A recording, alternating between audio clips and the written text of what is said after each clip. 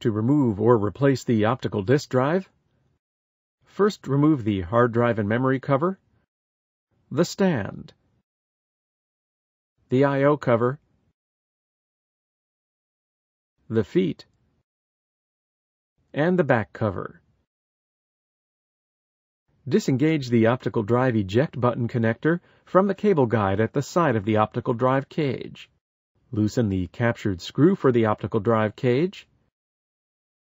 Then slide the cage out to the side and pull it partially out of the unit. Detach the combined power and data connector from the back of the drive to completely remove it from the unit.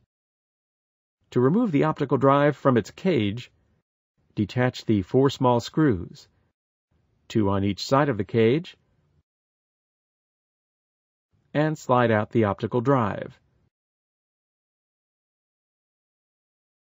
To install a new optical drive, hold the cage upside down and slide the optical drive into the cage label side up so that the side of the drive fits against the tabs inside the cage. Make sure the screw holes align and replace the 4 small screws. The optical drive cage has 3 slots on the bottom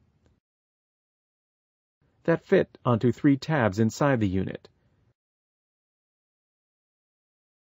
To replace the optical drive cage, first reconnect the power and data connector. Align the slots of the cage over the tabs in the PC and slide the optical drive cage until secure. Tighten the captured screw.